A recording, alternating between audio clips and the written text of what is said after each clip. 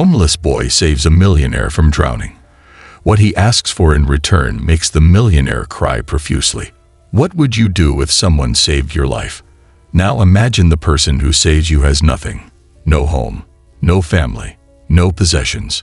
What could they possibly ask for in return? This story will shock you and touch your heart. And before we dive in, let us know, where are you watching this from? Drop your city, state, or country in the comments below. Let's begin. It was a sunny afternoon when Mr. Peterson, a wealthy businessman in his late 40s, was spending the afternoon on his private yacht, anchored just a short distance from the shore. He was a man used to having everything go his way. His sleek yacht, his tailored suits, his expensive watch. Today was no different, and he was reveling in the quiet solitude of the open ocean. He'd sailed to this remote beach to get away from the pressures of his business life, hoping for a peaceful day on the water. The sound of the waves gently lapping against the boat and the salty breeze brought him a sense of relaxation that he hadn't felt in ages. But just as he leaned back to soak in the serenity, something unexpected happened. Out of nowhere, the weather shifted. Dark clouds began to swirl above the horizon, and the wind picked up in an instant. The water, once calm and tranquil, transformed into a sea of turmoil. Mr. Peterson looked around in confusion, his heart beginning to race. He hadn't seen a storm coming. Let's see how the next moment unfolds.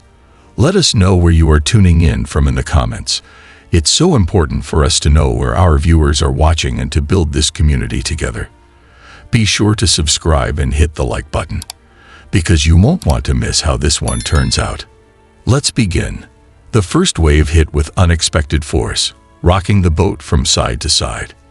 He gripped the sides of the yacht, his stomach lurching. The boat creaked and groaned as the waves grew larger. Panic surged through him as he realized that the storm was no passing squall. It was something much more dangerous. Another wave slammed into the side of the yacht, and before he could react, the boat was overturned. The cold shock of the ocean hit him like a punch to the chest. He flailed in the water, trying to keep his head above the surface. His heart pounded in his ears as he gasped for breath. Mr. Peterson wasn't a good swimmer, and the fear of drowning consumed him. The waves were unforgiving, crashing against him with terrifying strength. Each time he tried to swim, the ocean pulled him back, dragging him further from the shore. His arms and legs were growing tired, and the icy water burned his lungs. The man's mind raced as he struggled to stay afloat. This can't be happening, he thought. Not now. Not like this. His eyes searched desperately for land, but it was barely visible through the thickening storm. The wind howled around him, and the sky seemed to grow darker with every passing second. His limbs felt like lead, and he couldn't shake the feeling that he was going to sink beneath the waves. His thoughts turned to his family, to all the things he still wanted to do. But the more he struggled, the harder it became to keep his head above water. He felt his body weakening. This is it, he thought with a sinking feeling. I'm going to drown out here. Just as he was on the verge of giving up, a faint voice cut through the chaos of the storm. Help! Mr. Peterson shouted, his voice barely audible over the crashing waves.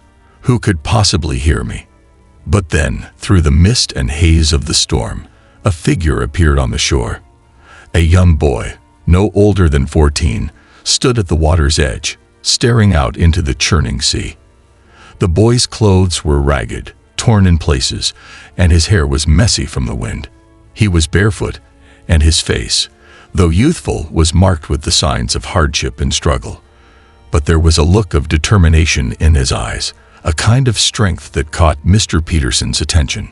Without a moment's hesitation, the boy dove into the water, his body cutting through the waves with a surprising speed. He didn't hesitate for a second, swimming toward the floundering businessman with a single-minded focus.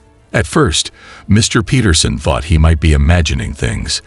The exhaustion was starting to take its toll, and he was barely able to keep his eyes open. But then the boy was right there, grabbing onto him and pulling him toward the shore. The boy's grip was strong, his arms surprisingly powerful despite his small size. The waves continued to crash around them, but the boy didn't let go. Each stroke seemed to bring them closer to the safety of the shore, though the journey was exhausting. Mr. Peterson could barely keep himself afloat as the boy swam with steady, relentless determination. For the first time in what felt like forever, Mr. Peterson began to feel a flicker of hope. Finally, after what felt like an eternity, the boy managed to drag Mr. Peterson onto the beach, both of them collapsing onto the soft sand. The waves crashed against the shore behind them, but they were safe. Mr. Peterson lay there, gasping for air, his heart pounding in his chest. He was alive. He'd been saved. The boy, on the other hand, seemed hardly affected by the ordeal. He sat up slowly, his face expressionless as he wiped the seawater from his eyes. His chest heaved with the exertion, but he didn't speak. He simply stared out at the storm, as if this was just another day for him. Mr. Peterson, still trying to catch his breath, looked at the boy in disbelief. You saved my life. Thank you," he managed to say, his voice hoarse. The boy didn't respond immediately. He just sat there, watching the storm rage on in the distance, as though it didn't concern him. After a long pause, he turned to look at Mr. Peterson with a quiet intensity in his eyes. "I didn't save you for thanks," the boy said softly. "You were drowning. I couldn't just let you die." Mr. Peterson was stunned. He hadn't expected that response. The boy had just saved his life, and yet he didn't seem interested in praise or reward. He seemed different, somehow. Calm, collected, selfless. "You're a hero," Mr. Peterson said, still struggling to comprehend the situation. "What can I do to repay you?" The boy didn't give an immediate answer. Instead, he looked back out at the water, his eyes distant, as if searching for something far beyond the horizon. Mr. Peterson felt a tug at his heart. This wasn't just a random act of kindness. There was something deeper about the boy, something that set him apart from everyone else. And in that moment, Mr. Peterson realized that his life had just been changed in ways he could never have imagined. Mr. Peterson stood there, his body still shaking from the cold water, and his heart racing with gratitude. The storm had passed, leaving only the sound of gentle waves and the soft breeze that cooled the sweat on his brow. He was alive, and it was all because of this young boy, this stranger who had come out of nowhere to pull him from certain death. Mr. Peterson felt overwhelmed by a mix of awe and disbelief. How had this boy, with nothing to his name, managed to be so brave? He looked at the boy, who was now standing a few feet away, gazing out at the horizon. The boy's expression was unreadable, but there was a calmness in his attitude that fascinated Mr. Peterson. The storm had raged just moments ago, yet here they were on the beach, as if nothing had happened. The boy seemed untouched by the chaos of the sea, almost as if he belonged there, on this lonely stretch of land. After a long silence, Mr. Peterson found his voice. "Thank you, really. I can't believe you saved me. You're incredible." The boy simply nodded, but his eyes never left the horizon. It was clear that he wasn't seeking praise. He wasn't looking for recognition. His actions spoke for themselves, and that was enough for him. Mr. Peterson, feeling a deep sense of responsibility for what had just happened, stepped forward. "Listen," he said, his voice thick with emotion. "You saved my life. There's nothing I can do to repay you, but I want to help. You've earned it. Anything you want, I'll give it to you." The boy didn't flinch or respond right away. He was still staring into the distance, his face unreadable. Mr. Peterson felt a knot tighten in his chest as the silence stretched on. What could the boy possibly want? A new pair of shoes, a place to stay, food. Finally, the boy turned his head slowly, meeting Mr. Peterson's gaze.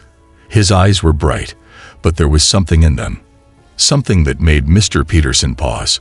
The boy's voice, when it came, was soft, almost shy. "I don't want anything for me," the boy said, his tone sincere but gentle. "I want something for my community." The words hit Mr. Peterson like a punch to the gut. Mr. Peterson's mind raced. "Your community," he repeated. "What do you mean?" The boy's gaze softened, and he finally spoke more clearly. "There are a lot of people where I live who don't have much. We don't have clean water, proper schools, or even a safe place to live. We're just trying to get by. If you could help them, build a school, bring in clean water, offer jobs, that would mean more to me than anything else." Mr. Peterson felt a lump form in his throat. This boy, who had just saved his life, was asking for something far greater than he could have imagined. A new life for an entire community, a better future. The request wasn't for the boy's personal gain. It wasn't for new clothes or food or shelter for himself. No, the boy was asking for a future for those who had nothing. A deep wave of emotion hit Mr. Peterson, and for the first time in his life, he understood what it meant to feel truly grateful for something. The boy didn't want wealth, fame, or fortune. He wanted to see the world around him improved. It was such an innocent request, but it carried with it the weight of so many people's lives. People who, like the boy, had been forgotten by society. Mr. Peterson's chest tightened as he thought about all the people he'd met in his life. So many of them had wanted things for themselves, material things, money, status. But this boy had asked for something bigger, something that could change an entire community, an entire generation. The thought of all the suffering the boy described weighed heavily on him. And yet this boy, this young soul, wasn't bitter. He wasn't angry at the world. He wasn't asking for revenge or luxury. He just wanted a chance for his people, a chance to lift them up and help them build a better life. Mr. Peterson's heart ached. He didn't know what to say. He had the power to make a difference, to help, to create real change. But could he really do it? He looked at the boy again, his mind racing with the enormity of what had been asked of him. The boy was waiting patiently, his eyes fixed on him, calm and unblinking. And in that moment, Mr. Peterson made a vow, a promise to do what he could to make the boy's dream a reality. He knew it wouldn't be easy. There would be obstacles, challenges, and perhaps even doubts. But he also knew one thing. He had been given a second chance at life, and he couldn't waste it. He would use his resources, his power, and his influence to help this boy's community. "I'll help," Mr. Peterson said, his voice firm but emotional. "I'll do everything I can. I promise you, your community will have what it needs. I'll make sure of it." The boy nodded, a faint smile playing at the corners of his lips. It wasn't a smile of joy or relief, but a quiet understanding. A recognition that, despite the hardships he had faced, the world could still be changed. For him, for his people, and for the generations to come. As Mr. Peterson looked at the boy, a new understanding dawned on him. The real hero in this story wasn't the businessman who had been saved from the storm. It was the boy, who had shown him what it truly meant to be selfless, to care for others, and to believe in the possibility of change. The boy's shoulders hunched slightly, and he took a deep breath before speaking again. "I don't need anything," he said softly. "I've lived on the streets. I've learned to survive. But when I was lost, there were people who gave me hope. They didn't give me money. They gave me kindness. They helped me see that there's more to life than just surviving. And I want to give that back. I want the people in my community to have that chance." Mr. Peterson's eyes welled with emotion as he listened to the boy. He was no stranger to the hard realities of life. He had seen poverty before, but he had never seen it through the eyes of someone who had lived it and still wanted to help others. The boy had known hunger, pain, and loss, and yet his heart was still full of kindness. It was as if, despite the suffering he had endured, he had learned that the only way to truly live was to give back, to make the world better for others. The words, "I just want to give that back," to others who are still lost, echoed in Mr. Peterson's mind. He had spent his life collecting wealth and building a successful business empire, but had he ever truly understood what it meant to give? to give with no expectation of receiving anything in return, to give for the sole purpose of lifting others up. Mr. Peterson felt a deep ache in his chest. The boy had shown him something that he had never seen before. He had shown him the power of selflessness, the strength of caring for others, and the incredible courage it took to ask for something as grand as a future for an entire community. Mr. Peterson sat down on the sand, his heart heavy with emotion. "I've built so many things in my life," he said quietly, "but I've never built something that truly mattered. Not like this." He looked at the boy with a new understanding. "What you're asking for, it's big. It's going to take a lot. It's going to take more than just money. It's going to take time, effort, and people who believe in what you believe in." The boy nodded, his eyes soft but steady. "I know it won't be easy, but it's worth it. If you help us, you'll be giving us more than just resources. You'll be giving us hope, and that's what we need the most." The boy smiled, a quiet smile that held more gratitude than words could express. "Thank you," he whispered, his voice filled with sincerity. "You don't know how much this means." As the days passed, Mr. Peterson made good on his promise. He used his vast wealth and influence to pour resources into the community the boy had come from. It wasn't easy. It took time, effort, and coordination, but it was worth it. Schools were built, offering children the chance at an education. Parks and playgrounds were constructed for kids to play in, giving them a safe place to be children. Job training programs were introduced, giving people the skills they needed to support themselves. Local businesses were established, and the economy of the area slowly began to grow. Mr. Peterson didn't just write a check and walk away. He became actively involved, working alongside the community leaders to ensure his promise was fulfilled. The boys' community, once broken and struggling, began to thrive. People were no longer trapped in a cycle of poverty. Families could feed their children, send them to school, and dream of a future that was different from the one they had lived in before. The boy, now with hope in his heart, saw his dream for his people come true. He had wanted to give back what was given to him, hope, and that's exactly what Mr. Peterson delivered. Years later, Mr. Peterson would visit the community often, not as a wealthy benefactor, but as a partner and friend. He watched as the children who had once played in the dirt now graduated from high school, went to college, and started careers. He saw families who had once been homeless now living in their own homes, with jobs that allowed them to support themselves. It wasn't just about the money, it was about the opportunity.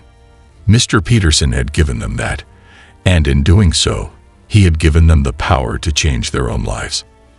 As for the boy, now a young man, he had become a symbol of hope for his community.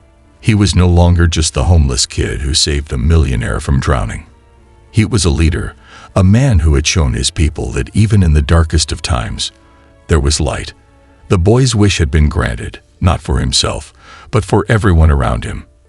And that, Mr. Peterson realized, was the true gift. One afternoon, many years later, as Mr. Peterson walked through the community, the boy, now a young man with a strong handshake and a warm smile, approached him. They stopped for a moment, and the young man placed a hand on Mr. Peterson's shoulder. "You did it," the young man said. "You gave us a chance. Thank you for believing in us." Mr. Peterson, with tears in his eyes, smiled back. "No," he replied softly, his voice full of emotion. "You gave me the chance. You changed me. And now you've changed the world." And with that, they both stood together, looking at the community they had helped build, one founded on hope, love, and the belief that even the smallest act of kindness could spark a transformation that would last for generations. Did you feel the energy of this story? A hero is somebody who is selfless, who is generous in spirit, who just tries to give back as much as possible and help people. Drop a comment and let us know where you tuned in from. It's so important for us to know where our viewers are watching and to build this community together. If you've enjoyed this journey so far, make sure to subscribe and like this story. There's more coming your way, and trust me, you don't want to miss out. Thank you for watching.